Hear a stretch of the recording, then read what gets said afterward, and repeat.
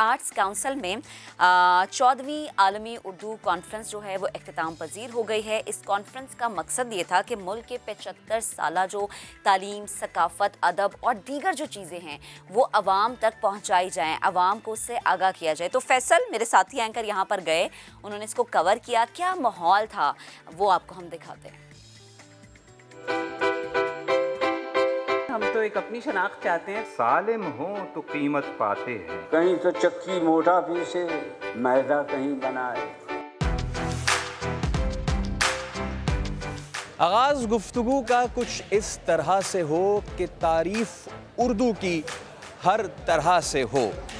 उर्दू वो ज़बान कि जिसे याद कर लिया है आयत की तरह, कायम जो रहेगी रिवायत की तरह, मरने तलक रहेगी आदत की तरह। तो आदावर्ज़ है। जब भी किसी इमारत की पुख्तगी देखना हो तो ये देख लीजिए कि उसकी बुनियाद कितनी मजबूत है। आर्ट्स काउंसिल को मुश्किल वक्तों से निकालने वाले और फिर इस इमारत को तामीरी सतह पे भी और रूहानी सतह पे भी पुख्ता करने वाले और फिर इस उर्दू मेले की दागबेल डालने वाले हमारे साथ अहमद शाह साहब मौजूद हैं। अहमद भाई अस्सलाम वालेकुम। अस्सलाम वालेकुम। मैं उम्मीद करता हूँ कि मैंने तारुफ में कोई कमी नहीं छोड़ी। नहीं, बहुत अच्छा किया। बस जहाँ रूहानी आपने लफ्ज़ इस्तेमाल किया उसको हम इंटेलेक्चुअल अपग्रेडेशन भी कह सकते हैं। इस पूरे सफ़र को कैसे कूजे में बंद करेंगे? 20 साल हो गए और सारी कामयाबियाँ ही कामयाबियाँ, सिवाय इसके कि मैं एक नौजवान था और अब उम्र आ गई है मेरे चेहरे पर भी। लेकिन मैं बहुत खुश हूँ, बहुत मुतमईन हूँ कि ये पाकिस्तान के सकाफ़ती इनकलाब का, हालांकि पाकिस्तान को 75 बरस हो गए और मुझे 20 बरस पहले ये मैंने सफ़र का आगाज़ किया, तो हाल बहुत ख़राब था और कराची का ख़ास तौर पे बहुत ख़राब था। और पाकिस्तान में भी कोई ऐसा नुमाइंदा अदारा नहीं था जहाँ पाकिस्तानी सकाफ़त को उस तरह से तरवीज दी जाती हो, पाकिस्तानी ज़बानों को, पाकिस्तानी कौमी ज़बान उर्दू को। तो 14 साल पहले मैंने आलमी उर्दू कॉन्फ्रेंस शुरू की। तो मैं समझता हूँ कि जो काम हमने शुरू किया था अब ये सारे पाकिस्तान में फैल गया है। पाकिस्तान के 50 से ज़्यादा छोटे बड़े शहरों में अब ये उर्दू कॉन्फ्रेंसेस होती हैं और हम पर बहुत मोहब्बत का दबाव है कि इसका चैप्टर हम लाहौर भी लेके जाएं, इस्लामाबाद, पिशावर, कोयटा, गिलगित और कश्मीर। और इस साल से हम प्लान कर रहे हैं कि 4 दिन की ये कॉन्फ्रेंस है तो 2-2 दिन या 3-3 दिन हम प्रोविंशियल हेडकोार्टर्स में भी करें और GB और वहाँ भी लेके जाएँ। पूरा हिंदुस्तान उजड़ा और पूरे पाकिस्तान से हिजरत हुई तो ये शहर आबाद हुआ। ये अदीबों, दानिश्वरों, फ़नकारों, मौसीकारों, गुलकारों का शहर है। तो मैं इस बात पे बहुत खुश हूँ कि कोई मुसाबकत नहीं है, कोई कंपटीशन नहीं है, बल्कि लोग देख रहे हैं कराची की तरफ और आर्ट्स काउंसिल की तरफ। अहमद शाह साहब, मैं आपको 14 साल से पहले अगर लेके जाऊँ यूथ फेस्टिवल में तकरीरी मुकाबला, वो एक लड़का यहाँ पे और उसके बाद वो आज आपसे मुखातिब है, जो पहला नाम वहाँ पे और आज ये। तो जैसे आपने कहा कि ये अदीबों का, मौसीकारों का, शायरों का शहर है, एंकरों का भी शहर है। आप देख रहे हैं कितनी ही अच्छी बात है कि यहीं से सीख के आज कितने एंकर्स जो हैं वो टीवी पे खबरें पढ़ रहे हैं। अगर आपको याद हो तो वो सिर्फ तकरीरी मुकाबले नहीं थे, 12 मुख्तलिफ चीज़ों में मुकाबले होते थे। डिबेट में, क्विज़ में, मुसव्वरी में, फोटोग्राफी में, थिएटर में और बेतबाजी में। उनको रिवायतों को ज़िंदा किया और उसमें से सैकड़ों तुम्हारे जैसे इंतहाई टैलेंटेड नौजवान निकले। बहुत सी बच्चियां और बच्चे टीवी के लीड एक्टर भी हैं, म्यूजिशियन भी हैं, सिंगर भी हैं। बहुत शुक्रिया शाह साहब। हमारी दुआ है कि इसी तरह उर्दू कॉन्फ्रेंस, आर्ट्स काउंसिल और आप दिन दुगनी रात दुगनी तरक्की करते रहें। Thank you so much. ना तारीख के शमशान की शब हो जैसे, या मुफ्लिस की अगर जान बची तो आन गई। आर्ट्स काउंसिल की तरक्की से लेके आलमी उर्दू कॉन्फ्रेंस की तरक्की तक एक खातून जिनका नाम नुमाया जगमगाता है, हुमा मीर साहब हमारे साथ मौजूद हैं। मैम अस्सलाम वालेकुम। वालेकुम सलाम। उम्मीद है आप खैरियत से होंगी। अल्हम्दुलिल्लाह। कैसा महसूस होता है जब आप लोगों ने इसको, जिसको ब्रिक बाय ब्रिक शुरू किया, ईंट से लेके शुरू किया और अब वो मजबूत इमारत की सूरत में है, तो कैसा महसूस होता है? ये इस शहर के लिए और वतन अज़ीज़ के लिए एक बहुत ही खुशी और इम्बिसात की बात है। ये बाइस इज़्ज़ो इफ्तिखार है इस मुल्क के लिए कि आपकी कौमी ज़बान जो उर्दू है उसके फ़रोग़ के लिए एक ऐसी कॉन्फ्रेंस का इनेकाद होता है जिसमें दुनिया भर से मंदुबीन तशरीफ़ लाते हैं और शमाए उर्दू के परवाने आपको चारों तरफ नज़र आ रहे होंगे। तो ये उर्दू जो है ये एक राब्ते की ज़बान है, ये मोहब्बत की ज़बान है। ये गालिब और मीर की ज़बान है, ये दाग और मोमिन की ज़बान है, ये नासिख की ज़बान है, ये जिगर और जोश की ज़बान है।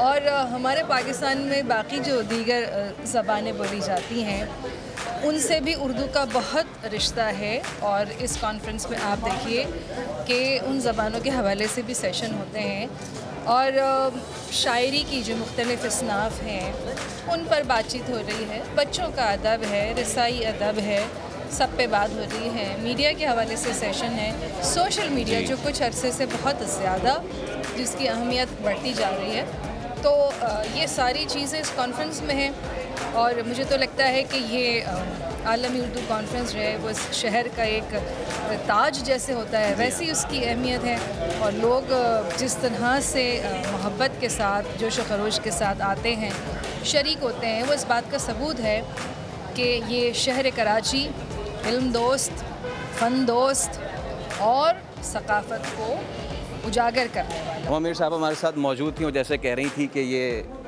शहर कराची अगर शहरों की दुल्हन है, उरूसुल बलाद है, तो ज़ुबानों की मोहब्बत पे मबनी ये अदबी कॉन्फ्रेंस इस दुल्हन का गहना है। कभी पानी पी लिया, कभी हुक्का पी लिया। असगर नदीम सैयद साहब हमारे साथ मौजूद हैं। सर बहुत शुक्रिया वक्त देने के लिए। सबसे पहले तो बताइए तबीयत कैसी है और कॉन्फ्रेंस में आके तबीयत कितनी बहाल हुई? बहुत आला कॉन्फ्रेंस, बहुत 3-4 चौथा दिन है, आज तो आखिरी है। तो सेशंस हुए हैं और हर तरह का सेशन है, शायरी पे, फिक्शन पे, समाज पे, पॉलिटिक्स पे, सब बहुत अच्छे सेशंस हैं। और हम हमेशा आते हैं तो हमें सब दोस्तों से मुलाकात होती है, एक फेस्टिविटी है और एक कलर है और एक फ़िक्र भी है। तो सारे सेशन हमने अटेंड किए। दो अभाम होते हैं, एक तो ये कि नौजवान नस्ल ज़बान की तरफ नहीं, और दूसरी बात ज़बानों में आपस में कोई नफ़रत या तासुब है। इन दोनों असरात को ज़ाइल होते हुए देखा आपने? नहीं, ऐसा कुछ नहीं है। ये कुछ तासुबात हैं जो रहते हैं, लेकिन हकीकत कुछ और है। सब मिलना चाहते हैं, सब ज़बानें मोहब्बत की हैं, सब एक दूसरे से जुड़ना चाहते हैं, ये ख्वाहिश है। तो इस ख्वाहिश की वजह से मैंने नहीं कभी भी सुना, हमारी अपनी क्लास में कई ज़बानों के बच्चे होते हैं तो वो तो नहीं लड़ते, तो वो तो आपस में मिल के रहते हैं। तो ऐसी कोई बात नहीं, वो कुछ फोर्सेज हैं जो उन तस्सुबात को हवा देती हैं, अदरवाइज कुछ। और नई नस्ल की जितनी इस वक्त प्रेजेंटेशन देख रहे हैं ये तो बड़ी खुशाइंद है। जाहिर है ये होता ही उनके लिए कि वो आएँ और देखें और सुनें। हमारे शो के तवस्सुत से नई नस्ल को क्या पैगाम देना चाहते हैं इस आलमी कॉन्फ्रेंस और ज़बानों की मोहब्बत के हवाले से? पहली बात तो ये है कि जब ऐसे फेस्टिवल हो तो आएँ, घर ना बैठें। सबसे पहला पैगाम तो ये है, ताकि आएंगे, सुनेंगे तो उनकी तब्दीली होगी ना ज़हन में। तो सबसे बड़ी बात तो ये है, किताब से रिश्ता रखें ताकि उनको पता हो कौन लिख रहा है, क्या लिख रहा है। बहुत थैंक यू जी। अनवर भाई, आप मेरी कॉन्फ्रेंस को सियासी रंग ना दें। आप और आपके ख़ानदान ने पाकिस्तान को 75 बज़र गुजारते देखा। अपने ख़ानदान और पाकिस्तान पे बात करें। शाह साहब, अपने ख़ानदान पर बात करते हुए अच्छा नहीं लगता, और वैसे भी मेरे ख़ानदान ने क्या किया? जिन ख़ानदानों ने पाकिस्तान का नाम पूरी दुनिया में मशहूर किया, जिन ख़ानदानों की वजह से आज हम पहचाने जाते हैं, जिन ख़ानदानों की वजह से हम कहाँ से कहाँ पहुँच गए, उन पर बात करना चाहिए। अनवर भाई, वो कौन से ख़ानदान हैं? शाह साहब, भुट्टो ख़ानदान, शरीफ ख़ानदान और फ़ौज ख़ानदान।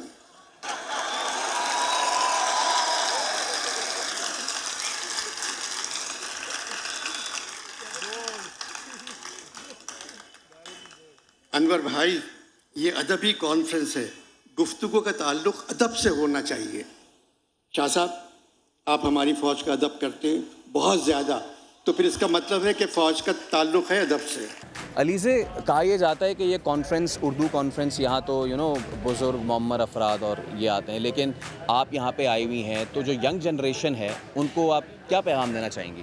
यंग जनरेशन को मैसेज देना चाहूँगी कि उर्दू हमारी मादरी ज़बान है, पाकिस्तान की पहचान है, और पाकिस्तान जो है पूरी दुनिया में उर्दू से रिप्रेजेंट किया जाता है। अगर हम लोग किसी सेमिनार में इंटरनेशनल लेवल पे जाते हैं तो कोशिश करते हैं कि हमारी तकारीर जो है वो उर्दू में हो, ताकि पूरी दुनिया तक इस बात का पैगाम जाए कि हमारे पाकिस्तान में इंटरनेशनल लेवल की जो लैंग्वेज है इंग्लिश, उसको तो तरजीह दी जाती है, लेकिन हम अपनी ज़बान में बात करना ज़्यादा पसंद करते हैं। आप लोग आइए, हमारे सेशंस अटेंड कीजिए, क्योंकि सेशंस में पूरी दुनिया से आने वाले लोगों के पास नॉलेज का ख़जाना है, जो अपनी नॉलेज के साथ साथ अपने तजुर्बात भी शेयर करते हैं, जिससे हम लोगों को बहुत कुछ सीखने को मिलता है। सियासत का एक बहुत बड़ा नाम पाकिस्तान का, कराची का, मज़हर अब्बास हमारे साथ मौजूद है। हमारे साथ अस्सलाम वालेकुम। वालेकुम अस्सलाम।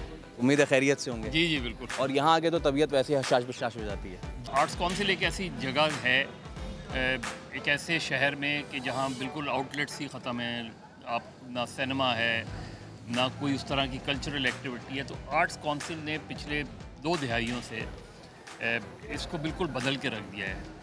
पहले भी एक्टिविटीज़ होती थी लेकिन उस पैमाने पर नहीं होती थी, लेकिन अब जो सिलसिला चला है ख़ास तौर पे पिछले 14 साल से आलमी उर्दू कॉन्फ्रेंस के, उसमें पहले तो ज़ाहिर है भारत से भी लोग आते थे, लेकिन अब जो सूरत हाल है उसकी वजह से नहीं आए। लेकिन ये सिर्फ नाम उर्दू कॉन्फ्रेंस ज़रूर है, लेकिन ये सब सब सारी ज़बानें बोलने वाले लोगों के लिए इकट्ठा होने का, मुकालमे का एक ज़रिया है।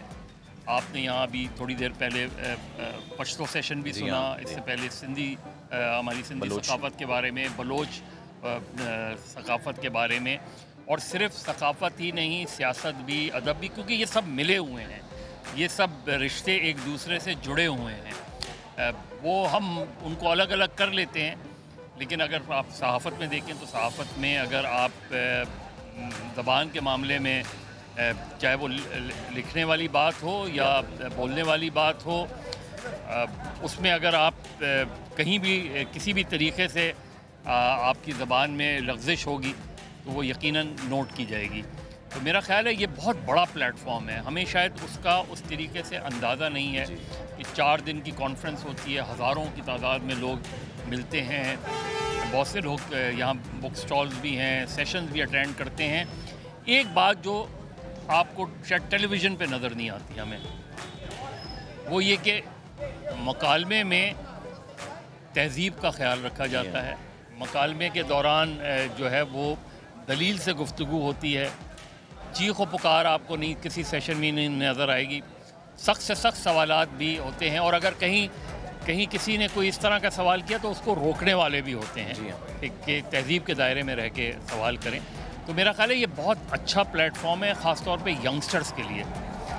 उनको ज़रूर आना चाहिए इस तरह की कॉन्फ्रेंस में, क्योंकि उन्हें अंदाज़ा होता है, उन्हें पता चलता है कि लोग आपस में गुफ्तगू करते हैं, उनके साथ इंटरेक्शन होता है।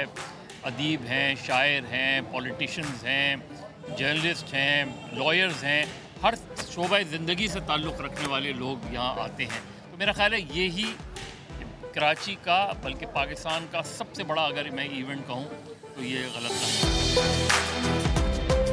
उर्दू अदब का ये मेला, और ना सिर्फ उर्दू अदब बल्कि मुख्तलिफ़ ज़ुबानों का ये मेला इस बात की गम्माज़ी करता है कि ज़ुबान में आपस में कोई तासुब, कोई नफ़रत नहीं है। ये सिर्फ उन चंद लोगों की वजह से है जो ज़बान को नफ़रत फैलाने का ज़रिया बनाते हैं। लेकिन ये आलमी उर्दू कॉन्फ्रेंस और इससे जुड़ी मज़ीद जितनी ज़बानों के सेशन हुए हैं, इस बात की गम्माज़ी करता है कि उर्दू लड़ाने के लिए नहीं, उर्दू तो गले मिलाने के लिए। कफन से काफ हटाना है, फ़न बनाना है, हमारा काम दुखन को सुखन बनाना है, फिर इसके आगे काम तितलियों के सुपुर्द, तुम्हारा काम तो बाग बनाने का मन बनाना है। उर्दू बाग सजा हुआ है और ज़ुबान एक ऐसा गुलदस्ता है जिसमें जगह जगह फूल लगे हुए हैं, और फूलों के आशिक ये भंवरे पूरे शहर कराची क्या, पूरे मुल्क पाकिस्तान क्या, पूरी दुनिया से इस 14वीं आलमी उर्दू कॉन्फ्रेंस में शरीक हैं। वो क्यों कहेंगे कि हम दोनों खैर से जी लें, हमारी जंग से जिनकी कमाई जारी है।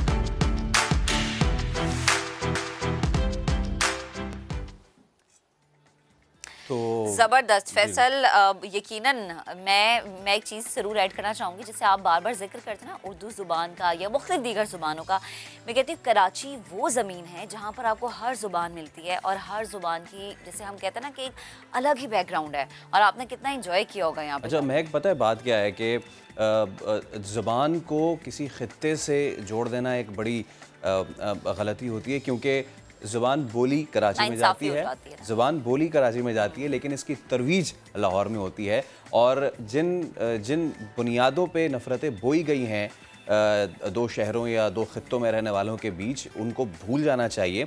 ये देखना चाहिए कि अगर परवान चढ़ी है उर्दू कराची में, तो परवान चढ़ाने के ज़िम्मेदार लाहौर वाले हैं। बहुत ज़्यादा तरवीज हो रही है इस वक्त लाहौर में भी, और बड़े बड़े शोरा जो हैं वो ये नहीं देखते कि कौन कहाँ का है, वो तो ये देखते हैं कि किस ज़ुबान में कितनी मिठास है, और वो चाशनी उसमें घोलते रहते हैं, और हम जैसे आशिक जो हैं वो इस ज़ुबान का मज़ा लेते रहते हैं।